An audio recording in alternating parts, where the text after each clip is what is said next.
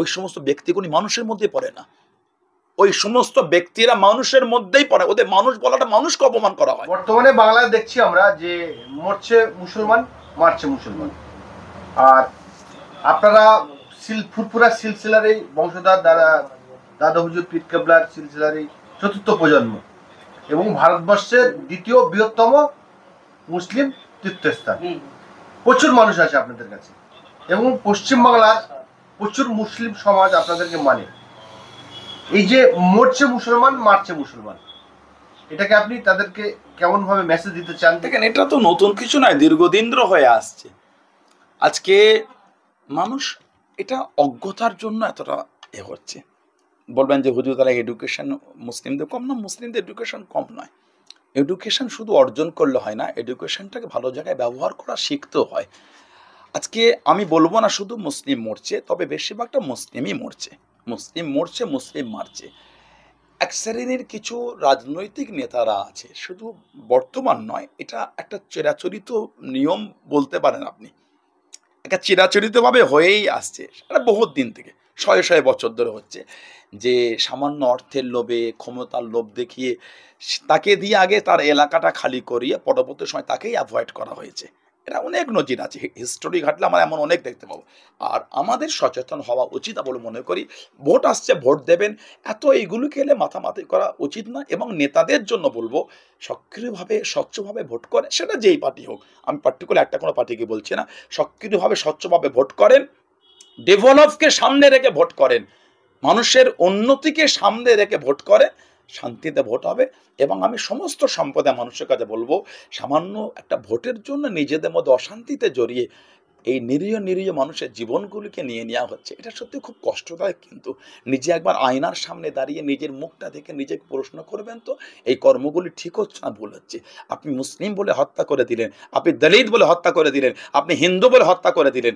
নিজে আয়নার সামনে দাঁড়িয়ে নিজের মনকে প্রশ্ন করবেন, আপনার মন দেখবেন আপনাকে ঘৃণা করছে। তাই এই মানে খুনোখুনির রাজনীতি, খুনোখুনি হত্যার রাজনীতিকে বন্ধ করে ডেভেলপ করলে রাজনীতি করতে শেখেন। যে সম্প্রদায় হোক, যেই ধর্মের হোক, সেটা আমার কাছে বড় জিনিস। আমার কাছে বড় জিনিস হলো একটা নিরীহ মানুষের জীবন না চলে যায়। তাই রাজনৈতিক নেতাদের কাছেও এই মেসেজটা আমি দিতে চাইছি, আপনারা মানুষকে সচেতন করেন, অকিফল করেন। এবং ভোট আগিয়ে আসে, 26, যত 26 আগিয়ে আসে, বাংলার পরিবেশ গরম গরম তৈরি হচ্ছে।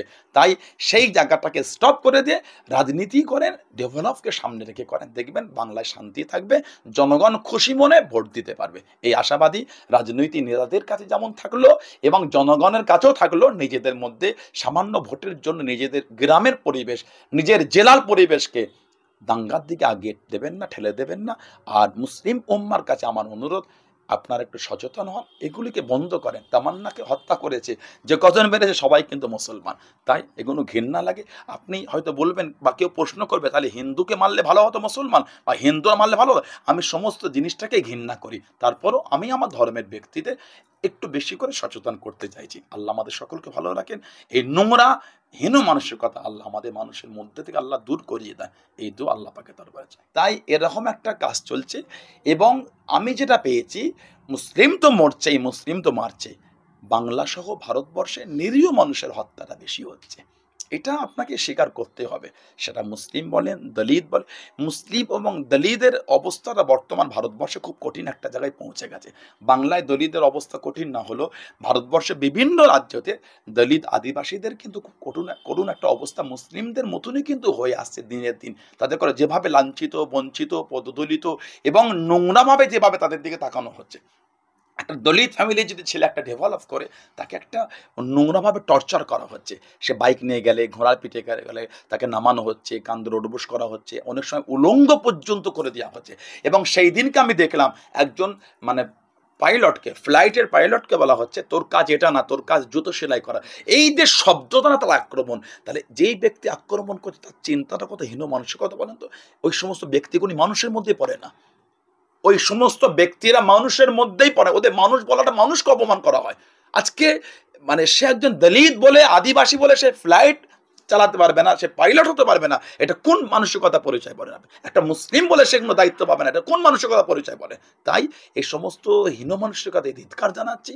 রাহুল দা, আজকে হাইকোর্টে 26,000 যে চাকরি বাতিল হয়েছে সে নিয়ে মামলা কলকাতা হাইকোর্টে আজকে কি হয়েছে সেই বিষয়ে সেটা যদি একটু আমাদের দর্শকদের জন্য একটু যদি বলেন। বেসিক্যালি 26,000 চাকরি যেটা বাতিল হয়েছিল তার ভিত্তিতে মাননীয় মমতা বন্দ্যোপাধ্যায়, যিনি অপদার্থ মুখ্যমন্ত্রী, উনি একটা সার্কুলার করেছিলেন 20,000 আর 25,000-এর ভাতা, মানে গ্রুপ সি গ্রুপ ডির ভাতা 25,000 করবে যারা এখন স্টিল নাও চাকরি করছে গ্রুপ সি প্যানেলে আর গ্রুপ সি র্যাঙ্কে আর গ্রুপ ডি র্যাঙ্কে 20,000 25,000। সেটা ইমিডিয়েট এফেক্ট হয়েছে জাস্টিস অমৃতা সিনহার এজলাসে, সেটার ভিত্তিতে স্টে করানো হয়েছে। এবার সেই স্টে করানোর পরে এখন ওদের রাজ্য সরকারের একটা নতুন স্কিম হয়েছে। স্কিমটা হচ্ছে এই গ্রুপ সি গ্রুপ ডি প্যানেলের লিস্ট টোটাল, ঠিক আছে? এবার এই গ্রুপ সি গ্রুপ ডি প্যানেলের মধ্যে যারা সরাসরি চাকরি করছেন, এই যে ধরুন কারোর হাজবেন্ড এক্সপায়ার করেছে, কারোর বাবা এক্সপায়ার করেছে, তো সেই হিসেবে চাকরিটা তাদের পরিবারের কেউ একজন পাবে যেহেতু সরকারি চাকরি। এবার তার ভিত্তিতে গভর্নমেন্টের থেকে পর্ষদের সভাপতি যিনি আছেন, উনি পর্ষদের সভাপতি বা গভর্নমেন্ট স্কিমটা করেছে কিরকম, স্কিমটা এরকম করেছে যে প্রত্যেকে পার পার্সন পার হেড 30,000 টাকা করে দিয়ে, এই লিস্টে প্রত্যেকের নাম আছে কিন্তু অ্যাপয়েন্টমেন্ট দেওয়া আছে, অ্যাপয়েন্টমেন্ট দেওয়ার পরেও তাদের জয়নিংটা দেওয়া হয়নি। জয়নিংটা কেন দেওয়া হয়নি? জয়নিংটা দেওয়ার জন্য ওদের শর্ত হয়েছে যে প্রত্যেকে 30,000 টাকা করে প্রত্যেকটা ক্যান্ডিডেট, এখানে প্রায় কিছু না হলেও 20 থেকে 25 জন ক্যান্ডিডেট আছে। এবার এই 20 থেকে 25 জন candidate per head per person 30,000 টাকা করে দিতে হবে। এই 30,000 টাকার বিনিময়ে পর্ষদ কি করবে?